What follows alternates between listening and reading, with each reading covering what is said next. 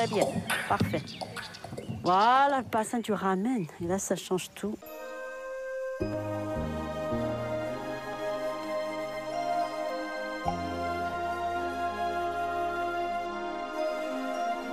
Les premiers cours de Qigong, c'était rien. Enfin, c'était le grand néant pour moi.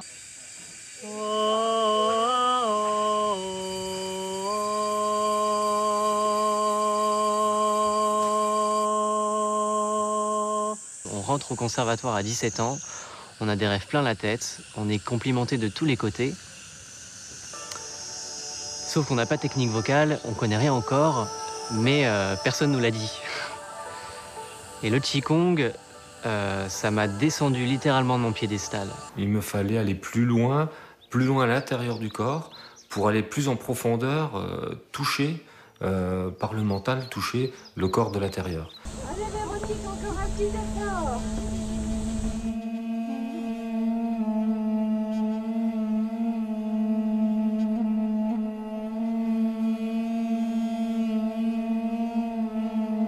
Aujourd'hui, ce que je prends souvent comme exemple, c'est plus facile de trouver des bons profs de Qigong à Paris qu'à Shanghai.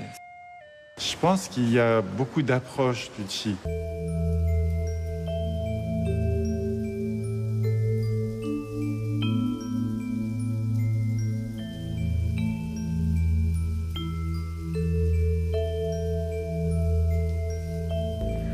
En traçant ces chemins de 20 ans, ouais, j'ai constaté aussi l'évolution de chacun.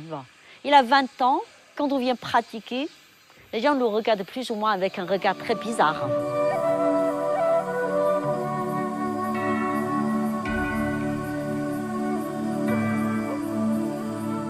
Franchement, tu vois, nous, là, les étrangers, ils arrivent à faire aussi bien, mieux que les Chinois. C'est quand même vachement, ça nous fait perdre la face. Certains disent, tu sais, ouais.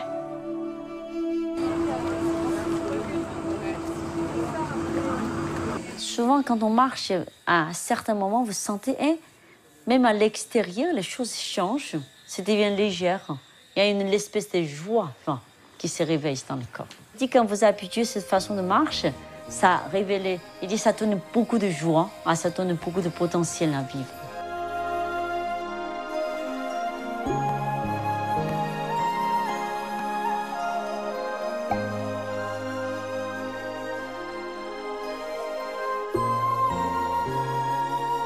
La notion de Qi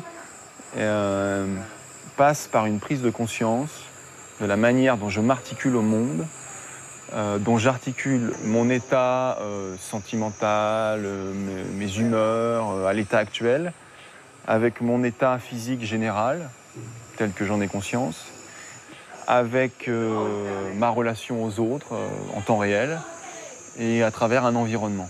Le Qi, il a sa nature. Il est partout, il agit chez tout le monde. Il n'y a pas d'aspect élitiste ou qui concernerait seulement certaines personnes. C'est quelque chose qu'on ne contrôle pas. Mais bien sûr. Tu vois, qu'on ne peut pas contrôler. Mais des fois, ça fait... Enfin, il y a une appréhension, parce que...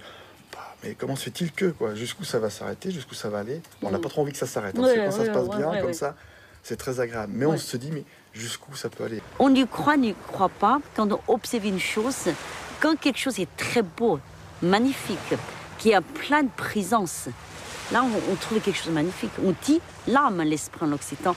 Mais sauf les Chinois disent c'est le Qi. Pour moi, ça réveille l'âme créateur, ou bien réellement cette force en nous.